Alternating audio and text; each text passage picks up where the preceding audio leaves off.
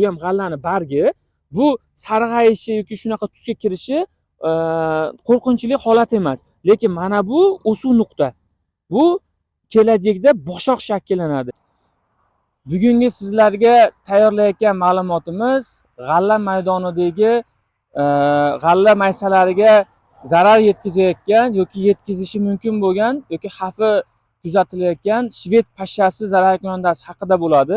Ushbu zararkunanda shved pashshasi yoki suli pashshasi ham deb aytiladi. Zararkunandani zarari pashshalik holatida emas, balki lichinkalik holatda zarar yetkazadi. Uni diametri pashshaning diametri 1,5-2 millimetr bo'ladi. Tuxumlari 0,5-0,7 millimetr kattalikda bo'ladi. Lichinkasining kattaligi esa 4-5 millimetrni tashkil etadi.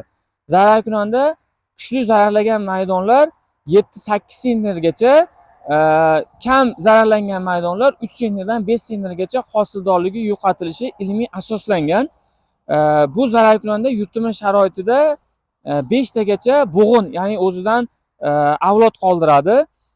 Ushbu zararkunandaning eng xavfli tomoni shundaki, zararkunandalardan hisoblangan o'sha g'alla zararkunandalari hisoblangan xasva yoki bo'lmasa piyavitsa yoki shiralar, g'alla bitlari va g'alla tripsi kabi zararkunandalar ko'z bilan ko'rinadi va zararlayotgan davri juda katta ahamiyatga moyil bo'lmagan, ahamiyatga ega bo'lmagan davr hisoblanadi. Vaholanki yuqorida biz aytib o'tgan shved pashshasi zararkunandasi g'allani eng hosilga hosil qo'shadigan tuplash davrida shikastlaydi. Hozir sizlarga yana bafurja tanishtirib o'taman. Ushbu zararkunandani maydondan qanday aniqlasak bo'ladi? Ko'p maydonlar sarg'ayishi, barglarning rangi yashildan qo'ng'irga qarab tuslanishini azot yetishmovchiligi yoki bo'lmasam sovuqdan ajratishimizning eng asosiy belgilari operatorimizdan iltimos qilaman yaqinroq olib kelib ko'rsatib berishini. Mana bu sizlar ko'rib turgan g'alla maysalari bir qarashda hech qanday zararsiz, zararkunandasiz o'sib rivojlanayotganga o'xshaydi. Operatorimizdan iltimos qilaman. Mana bu g'alla maysasi va biror bir zararkunandani mana zararlagan, tishlagan deymizmi, shikastlagan, mexanik shikastlagan joyiga yaqinroq olib kelib ko'rinadimi? Yaqinroq. Tishini izi bor va mana hozir qo'limda terib ko'rsataman. Yaqinroq olib keling-da mana. Shu mana bu o'suv nuqta, ya'ni kimdir ena boshoq deydi, kimdir og'ir vazn beradigan asosiy bosh poya deydi. Bu kelajakda kombayn o'rganda bunkerni to'ldiradigan, og'ir ves beradigan boshoq sanaladi. Mana hech qanday qiyinchiliksiz uzilib chiqdi, yulinib chiqdi va sarg'ayib qolingan holati mavjud. Endi bu sarg'ayishlar sovuqniki, mikroelement, rux yetishmovchiligi yoki boshqa belgilar bilan farqlansa, bu barg emas. Mana bu g'allani bargi, bu g'allani ketyaptimi? Bu g'allani bargi, mana bu ham g'allani bargi. Bu sarg'ayishi yoki shunaqa tusga kirishi qo'rqinchli holat emas. Lekin mana bu o'suv nuqta. Bu kelajakda boshoq shakllanadi. Ko'pchilik boshoq g'alla o 50-60 santimetrga yetganda shakllanadi deb o'ylaydi. Vaholanki bu xato. Hozir mana shu poyalarda boshoq mavjud. Endi sog'lom poyani ko'rsataman. Mana operatorimizdan iltimos qilaman. Mana shu sog'lom poya yashil, mana yaqinroq olib keling-da. Mana shu sog'lom poya, bunda ham ozuqa yetishmovchilik bo'lmasa, yaxshi boqilsa, kelajakda eng og'ir vazn beradigan boshoq bo'ladi. Endi qo'lim bilan tortaman. Mana uzildi, tagi bilan chiqmadi. Ya'ni tepa qismi uzilib chiqdi xolos. Endi zararlangani tag qismi bilan yulinib chiqadi. Buni yana qayta takror ko'rsatib beraman.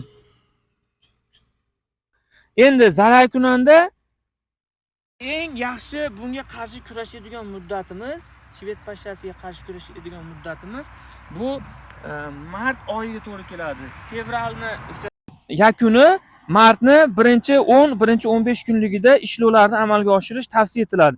Albatta bunga qarshi sistemali preparatlar bilan ishlov berilishi kerak. Bu tarkibida imidakloprid bo'lgan, asetamiprid bo'lgan yoki bo'lmasam tarkibida flonikamid bo'lgan preparatlar bilan ishlatish, ishlov berish eng yaxshi yuqori samara ko'rsatadi.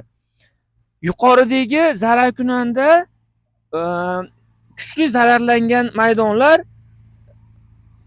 kelajakda 7-8 sentnergacha hosil yo'qotsa, bu zararkunandaga qarshi ishlov beradigan preparatlarimiz gektariga 30-40 ming atrofida bo'ladi. Vaholanki 1 gektar maydondan 2 sentner hosil yo'qotganda ham o'rtacha 2300 so'mdan hisoblasak, ya'ni 1 sentnerimiz 100 kilo bo'ladi. 100 kilogramm g'allani yo'qotsangiz, bu gektariga 230 ming bo'ladi.